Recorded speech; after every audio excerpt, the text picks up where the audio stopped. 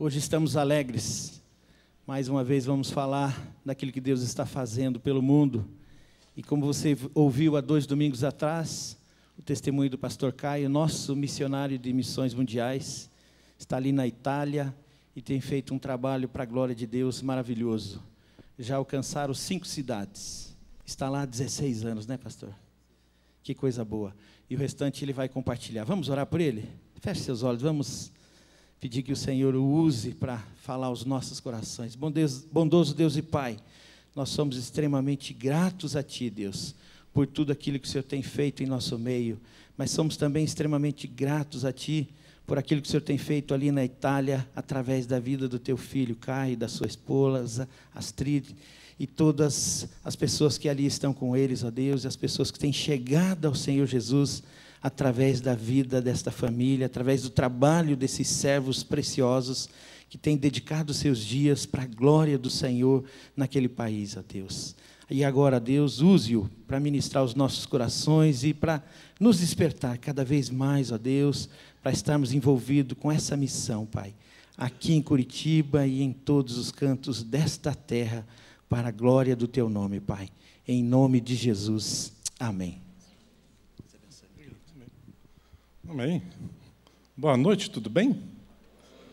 Eu e minha esposa, aquela senhora ali, que é feliz há 28 anos, porque ela faz 28 anos que somos casados.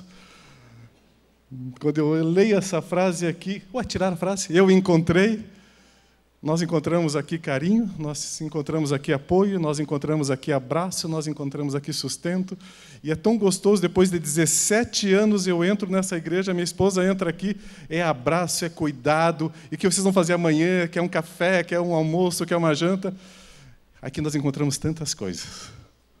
E eu e a Astrid somos muito felizes por esta igreja, por este povo, porque nós somos cuidados. E quando nós somos cuidados, o que nos dá no coração?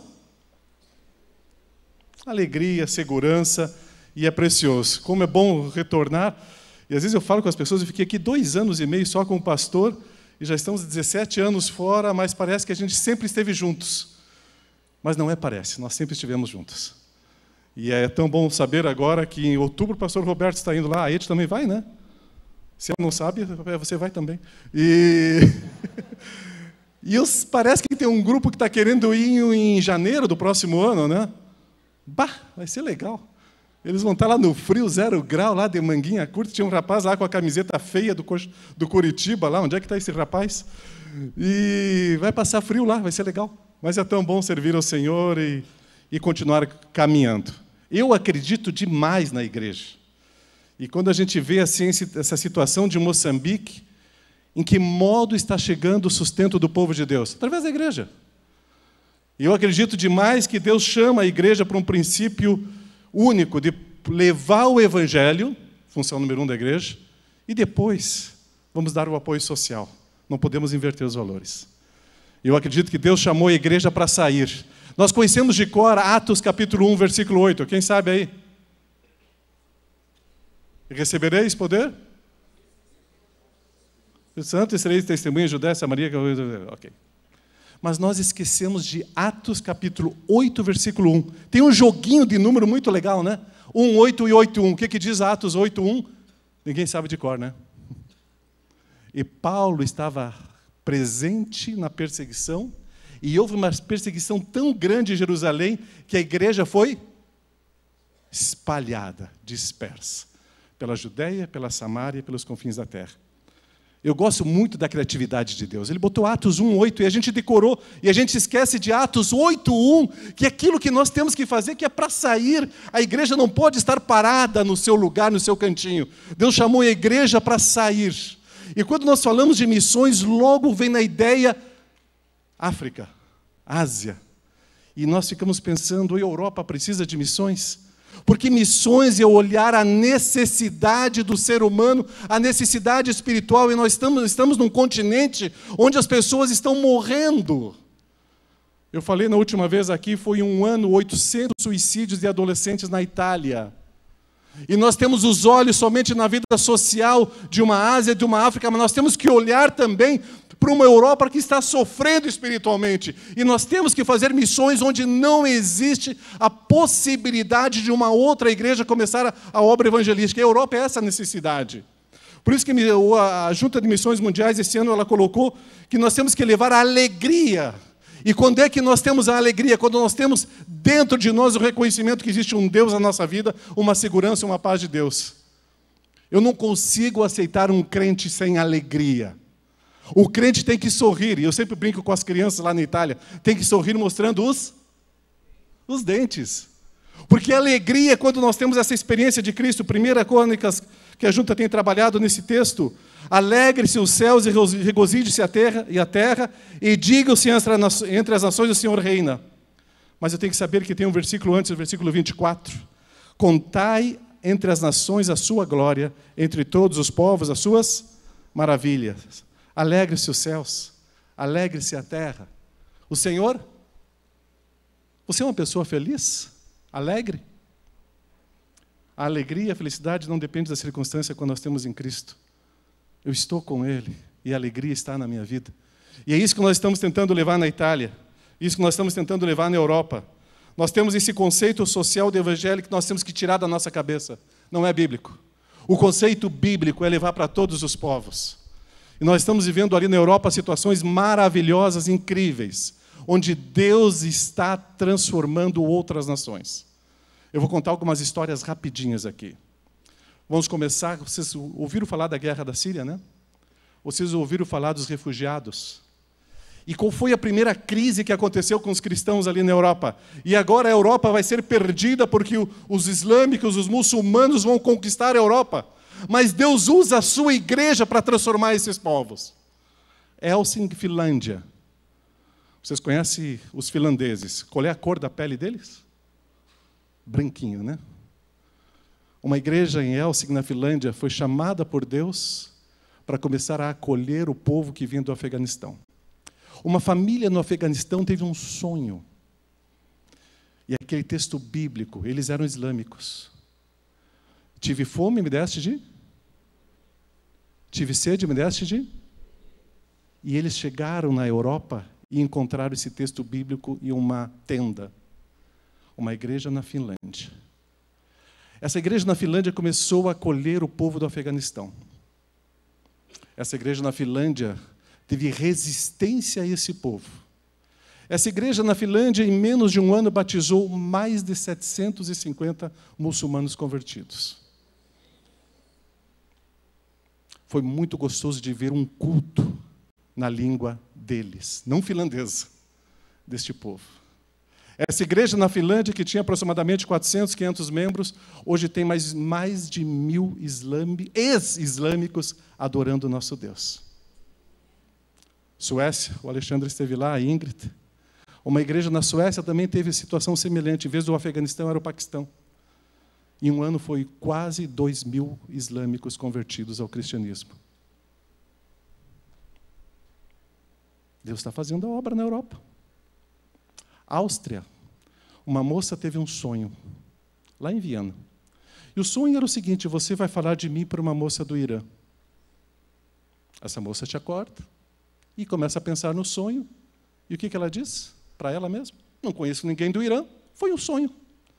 Passa a manhã, passa a tarde, chega a noite. Uma amiga convida ela para um jantar. Essa amiga leva uma amiga que era do Irã. À mesa, ela lembra do sonho. E o que ela faz? Ela fala do grande amor de Deus. Essa moça iraniana se converteu e hoje, em Viena, numa igreja lá, existe uma comunidade enorme de mulheres iranianas adorando a Deus. É Deus que está fazendo a obra na Europa.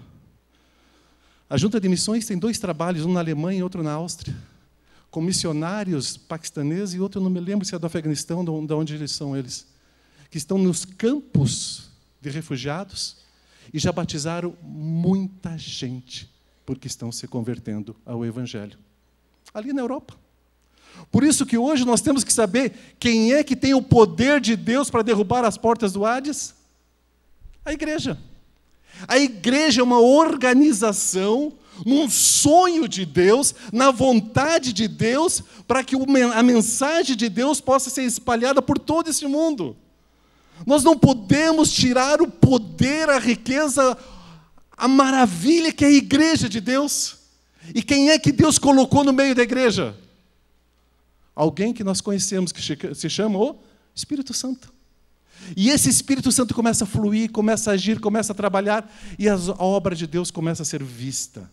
Porque nós, como igreja, podemos fazer muito. Por isso que quando eu falo da igreja Bacaxeri, para mim e para minha esposa, é uma riqueza, porque o Espírito Santo, com essa igreja, nos mandou para a Europa, para a Itália, e confiou na presença de Deus nas nossas vidas. E nós chegamos lá em 2003, e nós tínhamos lá o Alexandre ainda conheceram bem, era um pequeno grupo de brasileiros, e mais uma ou duas pessoas que não eram brasileiras. Passaram-se 16 anos. E hoje nós estamos com quase 400 pessoas. Nós batizamos esse período mais ou menos 200 pessoas. Nós temos mais de 30 povos diferentes dentro das nossas igrejas. Quem é que faz isso? Quem é que faz isso? É Deus, através de quem?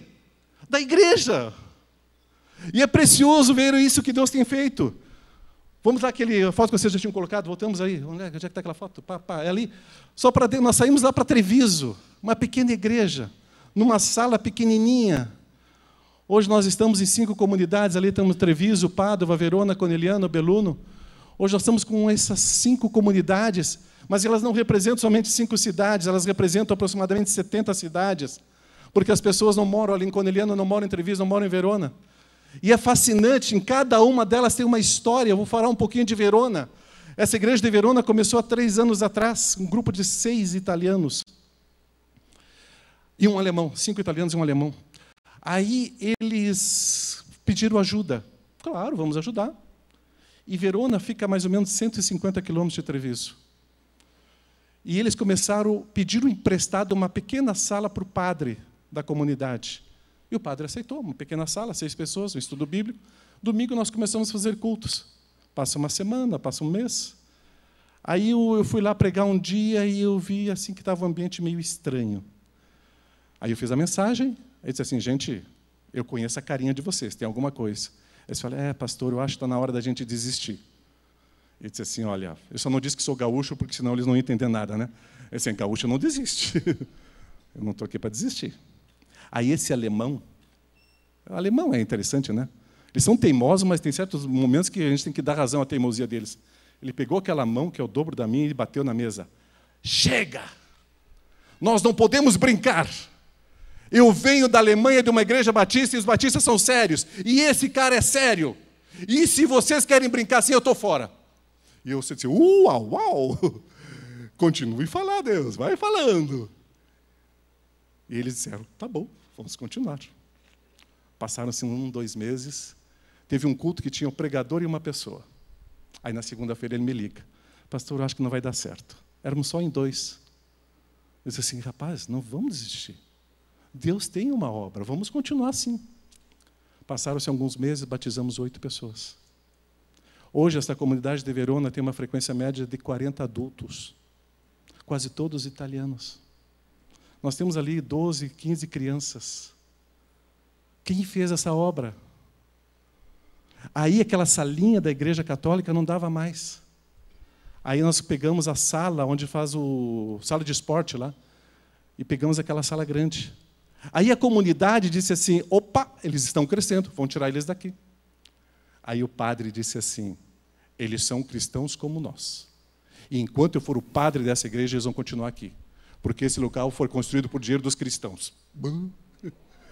Estamos lá, gente. Nós fizemos batismo dentro da igreja. Estamos lá, gente. Foi fascinante. Aqueles cultos, aqueles momentos. E ore pelo Dom Giorgio. Ele já participou de estudos bíblicos. E quando tem reunião na igreja católica lá, nós estamos presentes. E nós estamos decidindo algumas coisas em relação ao local. Nós um dia, como igreja, nos reunimos e lavamos e limpamos toda a igreja. E eles ficaram pensando, os cristãos fizeram, os evangélicos fizeram isso pela gente. Que vergonha! Isso é testemunho. Isso é igreja viva. É o que Deus tem feito. Por isso, hoje nós estamos nesses 5 locais aí. Orem. As lutas são grandes, porque quanto mais cresce, mais crescem as lutas, mas Deus tem feito obras maravilhosas. E para você saber, Treviso, a igreja de Treviso, que é a maior igreja, dia 1º de agosto ela não tem um local para se reunir, ok? Já fizemos o documento dizendo que estamos saindo. 31 de julho é o último dia que nós estaremos nessa sala. Para onde vamos? Não sei. Lógico que estamos procurando. Quando eu estava aqui no Brasil, apareceu uma possibilidade de uma estrutura muito interessante, 4.000 metros de área construída. Uau! Aí ele fez uma proposta. Eu achei muito interessante a proposta. Aí, quando eu disse assim, vamos aceitar essa proposta, vamos conversar. Aí o homem triplicou o valor. Aí eu disse assim, pode desistir. Nós estamos vendo um outro local lá para Treviso. O pessoal está vendo? A igreja de Corneliano, ontem eu recebi a mensagem, conseguimos um novo local. Graças a Deus, estamos num local muito precário. E agora estamos num local bom. Nós vamos começar dia 1º de abril, já nesse novo local. Verona, nós estamos ainda na igreja católica, mas eu sei que temos que procurar um novo local. Belluno, conseguimos um local há pouco tempo. Estamos no local nosso. E Pádua, estamos dentro de uma igreja metodista, que fazemos o culto à noite, só que lá não tem estacionamento. Então, nós temos que sair também. Então, nós temos lá mais ou menos 15, 20 carros que não tem onde estacionar. Não tem estacionamento. Então, são esses desafios, mas Deus tem honrado. Legal, né? Vocês têm recebido as minhas cartinhas todos os meses ou não? Quem tem recebido, levanta a mão. São só vocês que me adotaram, o restante ninguém me adota. Que vergonha, igreja. Então, por favor, fale com o pastor de missões aqui e diga, eu quero receber a cartinha do pastor Caio todos os meses, porque eu quero fazer parte dessa história. Ok? Pastor, te deixa um compromisso, ok? Tu tem as fichinhas aí? Você mexe aí, rapaz. Vamos lá. Ok.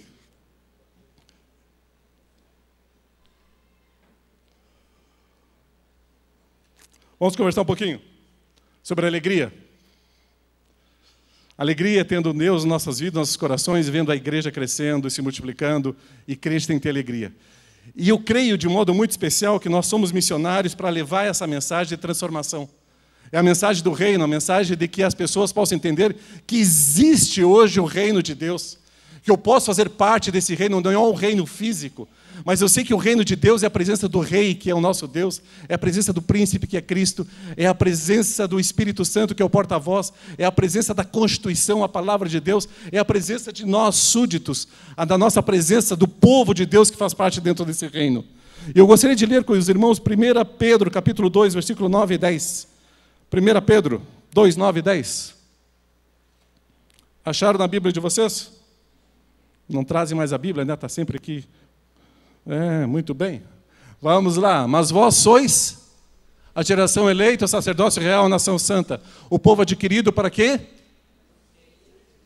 Quem que deve anunciar? Nós. Você, eu, mas nós. Para que anuncieis as virtudes daquele que vos chamou das trevas para a sua maravilhosa luz. Vós que outro tempo não erais povo, mas agora sois povo de Deus, que não tinhas alcançado misericórdia, mas agora alcançaste misericórdia. E é interessante que esse termo aqui diz que não é uma condição, você é. Então, retorna ao texto ali. Então, são condições, são situações que você é. Você é uma raça eleita, você é um sacerdócio real, você é gente santa, você é um povo de Deus, você é isso. Não está dizendo que é uma escolha, você é. No momento que o Espírito Santo, a presença de Deus entrou na sua vida, você começou a viver essas características para um objetivo. Por isso que o povo de Deus, os súditos de Deus, é a presença de Deus nas nossas vidas, é a nossa presença nesse reino de Deus e começar a sentir a presença de Deus de modo visível. É muito difícil ver o crente que não está tendo experiências com Deus a cada dia. Por isso que nós vemos crentes tristes e crentes que não são ainda satisfeitos da sua vida espiritual, porque não conseguem sentir Deus presente. E Deus é presente e Ele que nos dá essa alegria. Porque a presença de Deus nesse reino é quando eu entro nesse reino nas condições do reino, como Deus quer. Como que eu vou viver o reino de Deus? Quando estou vivendo na completa soberania de Deus, na completa vontade de Deus. Quando existe a presença de Deus, existe a completa presença da vontade de Deus na nossa vida. Por isso que os requisitos importantes é saber que eu sou um povo de Deus, que estou vivendo nesse reino, e esse reino funciona de acordo com como Deus quer. As pessoas estão tristes porque elas não estão dentro do reino. As pessoas estão sofrendo porque não estão entrando na vontade soberana de Deus. As pessoas estão perdendo a alegria da salvação porque não permitem que essa vontade perfeita de Deus se realize na sua vida. Muitas vezes, no momento de uma decisão, nós pensamos no nosso raciocínio, nos nossos sentimentos, na nossa tradição, na nossa cultura, e nós estamos perdendo de conhecer a vontade de Deus, que é completa, que é perfeita para nós, que é única para nós, e entrar nessa vontade eterna de Deus para nós, e ali ser motivado para as nossas decisões. É isso viver o reino. Por isso que estamos numa Europa triste. Um povo europeu que tem recursos econômicos, mas é um povo triste, porque ainda não conhece a plenitude de uma experiência com Deus. E é por isso que nós temos que proclamar esse evangelho, para que você possa vibrar com o nosso Deus, como você vibra com o teu time de futebol. Eu tenho que viver essa experiência com Deus, sentindo Ele presente na minha vida a cada momento. Não existe tempo difícil para um cristão. Por isso que nós vemos nesse plano que são características e não possibilidades para aquilo que verdadeiramente nós somos. Mas em que modo que eu posso entrar no reino de Deus? Eu tenho que conhecer esse reino. Eu tenho que saber que quando eu entro nesse reino, as coisas mudam. Quando você vai para um país, morar num país, o que você tem que aprender logo daquele país? Não é só a língua, os costumes, a cultura. Quando eu me converto e eu entro no reino de Deus, eu tenho que saber que a cultura no reino de Deus é diferente daquilo que eu vivia até aquele momento. Eu tenho que saber que existe uma cultura naquele reino de Deus. Eu não posso chegar na Itália e querer ensinar o italiano a comer feijão com arroz, chegar na Itália e fazer o italiano a tomar aquele café desse tamanho, com aquele café transparente, que eles vão dar uma risada e não vão tomar. Eles querem que eu tome aquele cafezinho assim, que não passa de 1 centímetro na xícara, que é desse tamanho. Eles querem que eu vou comer o primeiro prato, tirar aquele primeiro prato, comer o segundo prato, tirar o segundo prato, comer a salada no final. É isso que eles querem, que eu seja inserido na cultura. E quando eu entro no reino de Deus, eu tenho que saber que eu não tenho que levar a minha história, a minha cultura, o meu modo de ser para dentro do reino de Deus. Eu que tenho que ser transformado pelo meu Deus. Por isso, conhecer o reino de Deus, eu tenho que saber que eu tenho que conhecer o rei. Porque no reino de Deus eu começo a descobrir quem é o rei, quem é Deus. No reino de Deus eu começo a ter intimidade e profundidade com Ele. E conhecendo a Deus eu começo a entender em que modo eu posso viver dentro desse reino. É importante conhecer a língua desse reino, a cultura desse reino, a vida desse reino. Sofonias 3,9 diz assim: porque então darei uma linguagem pura aos povos, para que todos invoquem o nome do Senhor, para que eu sirva com o mesmo consenso. Eu sei que quando eu entro no reino de Deus, o meu modo de falar muda. Uma das coisas que eu tenho dificuldade de escutar de um crente, o que é? Comite com pai, finite com lavrão.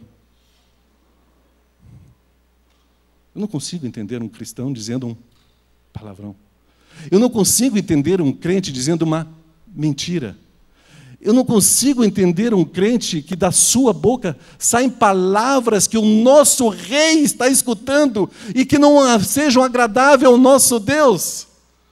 Por isso que a linguagem nesse reino deve ser uma linguagem pura, clara, perfeita, porque eu estou dentro de uma cultura nova, de um reino novo, e é o meu Deus que está escutando isso. E quando eu começo a falar a verdade, quando eu começo a falar palavras que edificam, quando eu começo a falar algo que construa, da minha boca começa a vir alegria, porque eu estou contente comigo mesmo. Porque eu estou contente da presença de Deus. Porque eu estou contente de onde eu estou.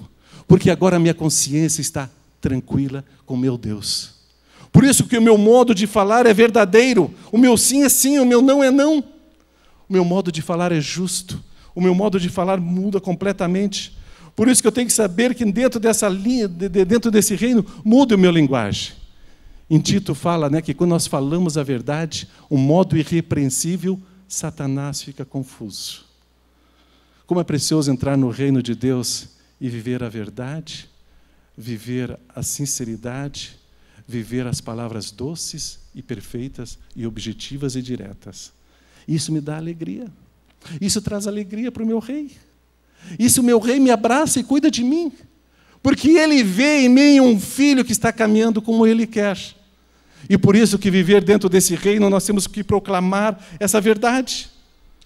Quantos de nós estamos na presença do rei e não conseguimos entender que estamos na presença do rei? Quantos de nós que estamos vivendo o nosso dia a dia em carro, em casa, no trabalho, na escola, e não estamos entendendo que o rei está ali? O Espírito Santo está comigo. E eu estou vivendo o reino de Deus, se a vontade de Deus se torna completa na minha vida nesse momento. Por isso que eu tenho que entender que, além de falar, essa cultura é a cultura do rei. Eu não levo uma nova cultura para o reino de Deus. Eu não entro naquele novo reino trazendo uma bagagem. Porque quando eu estou chegando na alfândega lá e mostro o meu passaporte, a pessoa me guarda lá e diz assim, me olha lá e diz assim, eu vejo Cristo Jesus em você. Agora, as tuas malas que tu está trazendo, deixa. Porque aqui é tudo novo. E tu vai viver uma nova cultura. A partir daqui, tu vai começar a sentir agora o que significa a alegria da salvação, a alegria de caminhar com o Rei, a alegria de caminhar comigo. E Cristo Jesus te abraça. E agora eu começo a entrar numa cultura completamente diferente daquela que eu vivi. Por isso que agora eu começo a perdoar. Porque eu vivi um mundo na minha história onde as pessoas erravam comigo, o que eu fazia? Guardava amargura no coração. E aquela pessoa entrava na minha vida, eu entrava numa jaula onde o nome daquela pessoa existia. Aí quando eu entro no reino de Deus, eu aprendo o que é? A cultura do perdão. Aí quando eu olho aquela pessoa lá dentro do reino de Deus, caminhando lá, e eu lembro o perdão e eu sou feliz. Eu vou abraçar aquela pessoa, eu vou caminhar com aquela pessoa, eu vou sorrir com aquela pessoa, eu vou servir a meu Deus com aquela pessoa. A cultura do reino é o perdão. Eu não posso entrar num novo local onde a perfeita vontade de Deus existe, levando amargura. Fica fora. Por isso que a Bíblia diz que eu tenho que fazer o que com os meus inimigos? 3 pessoas aí, amar? Eu tenho que amar. Se eu tenho que amar os meus inimigos, significa que eu sempre terei inimigos. É tão bom ter inimigos. Me faz crescer. Dentro do reino, eu vou amar. E se meu inimigo tiver fome, o que eu vou fazer? E se meu inimigo tiver sede, o que eu vou fazer? Eu vou dar de beber. E se o meu inimigo estiver passando frio, o que eu vou fazer? E se meu inimigo pedir um chimarrão, o que eu vou fazer? Eu vou fazer para ele. Essa é a cultura do reino. Porque tantas vezes eu penso, mas não é bem assim. É bem assim sim.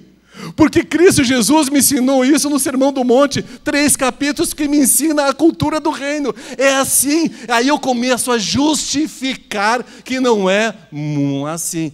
Calma, pastor. É assim. E quando eu começo a perdoar, quem é que vai ficar feliz? O meu inimigo ou sou eu? Sou eu.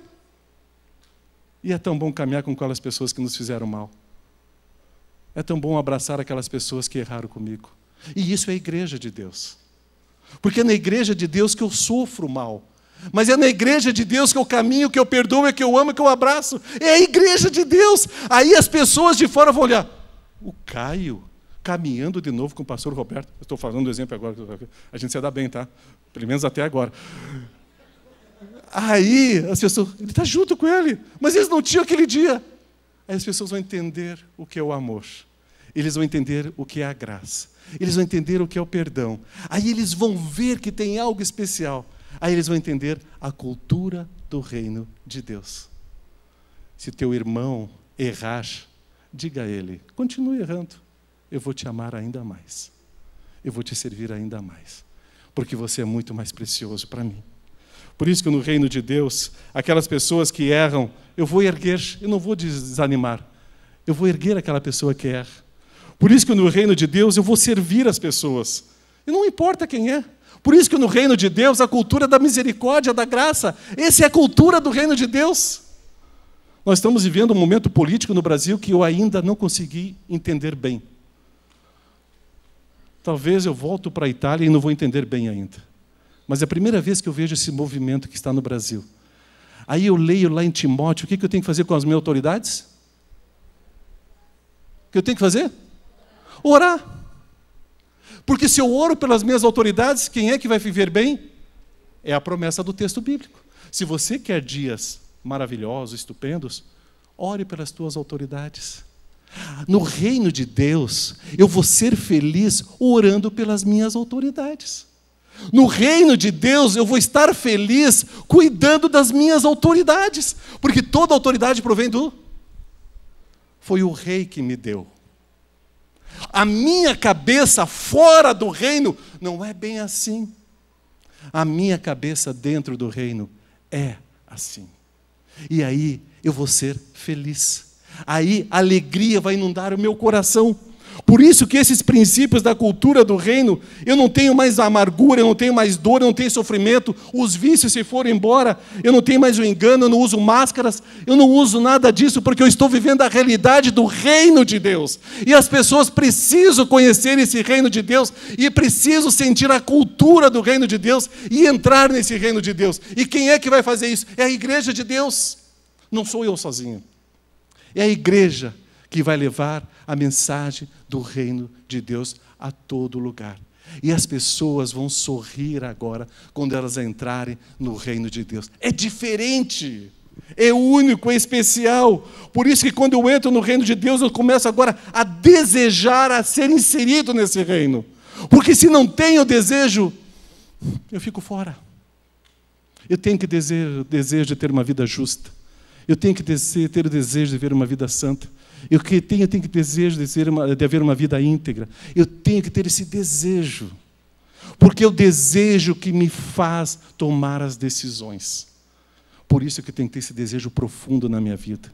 E quando eu começo a desejar o reino de Deus, eu começo a viver a cultura do reino de Deus. O que o Paulo disse em Gálatas? Não sou eu mais que... Mas é? Ah, pastor, é teoria. Não é teoria, é prática. Não é teoria, é experiências com Deus. É real, a Bíblia não é teoria, é prática. Eu estudo, eu leio para viver a experiência do reino de Deus. Eu deixo o desafio para vocês, leia Mateus capítulo 5, 6 e 7, por favor, e comece a olhar o que me falta. E aquilo que me falta é aquilo que me falta de viver a alegria do reino de Deus, é ali que eu vou ser mudado e transformado.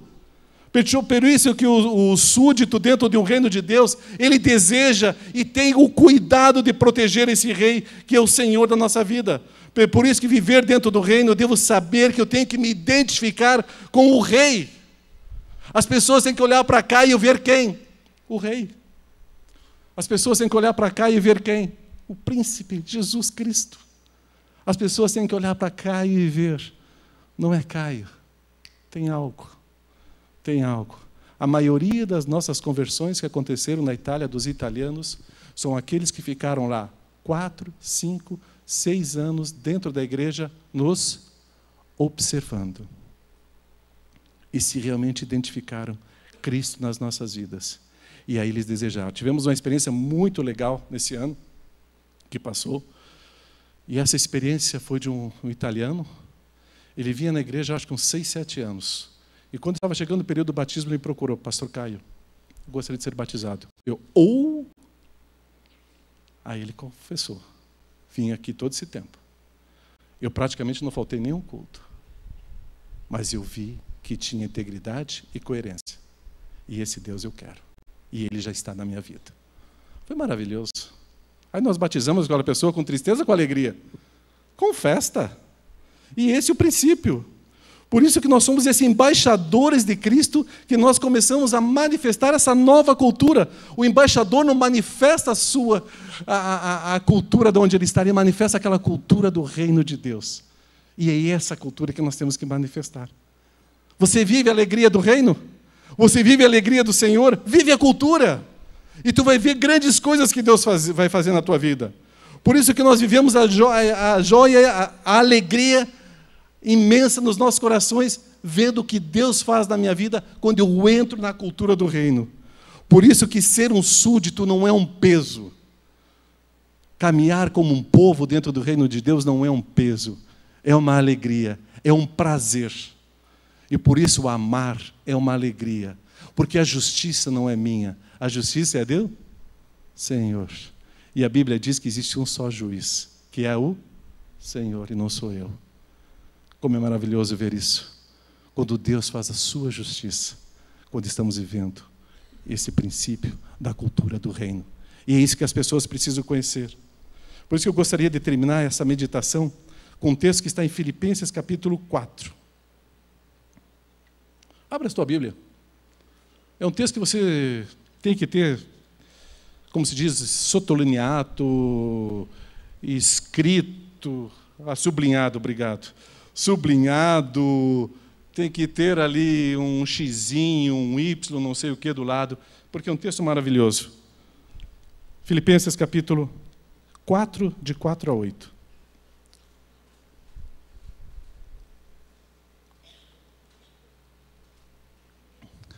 Qual é a primeira palavra? Quando que eu tenho que me alegrar no Senhor? Sempre. Quando? Mas sempre.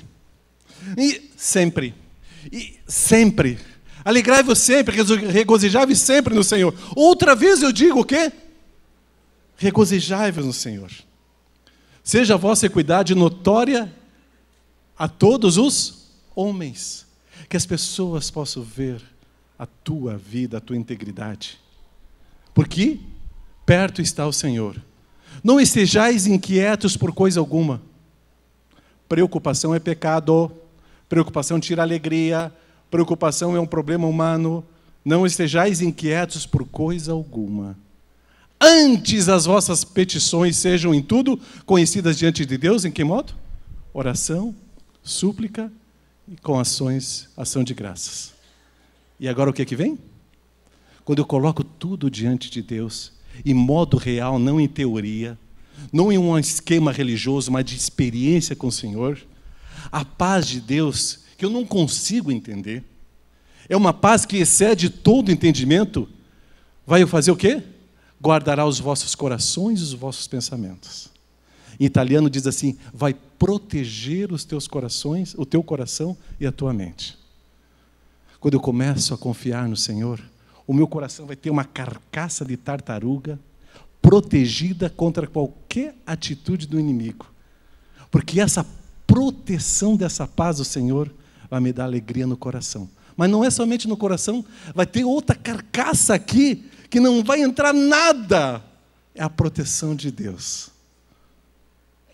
Vai a proteção de Deus na minha mente, o meu modo de pensar e os meus sentimentos. Por isso, quanto mais, irmãos, tudo que é verdadeiro, que é honesto, justo, puro, amável, boa fama, se há alguma virtude e algum louvor, comece a pensar nisso. Mas quando vocês começarem a perder a tristeza, é porque está começando a chegar a preocupação. É porque eu estou começando a fugir do reino de Deus. Aí eu vou confessar diante de Deus. Eu vou deixar tudo com Ele. Aí a alegria volta. E aí a paz vem no meu coração e na minha mente. E a alegria volta. E como eu falei no início, eu vou sorrir agora mostrando os dentes.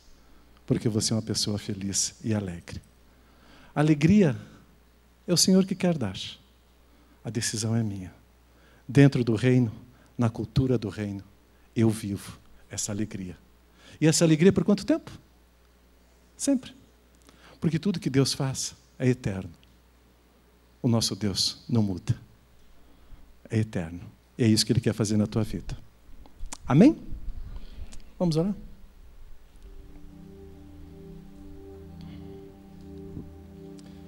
Nosso Pai, como é precioso sentir e ver tudo que Tu fazes.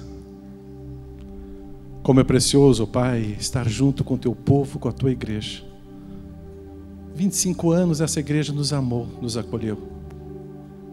Faz 25 anos, ó Deus, que Tu está escrevendo na história, junto comigo, com a Astrid, no meio do Teu povo, da Tua igreja.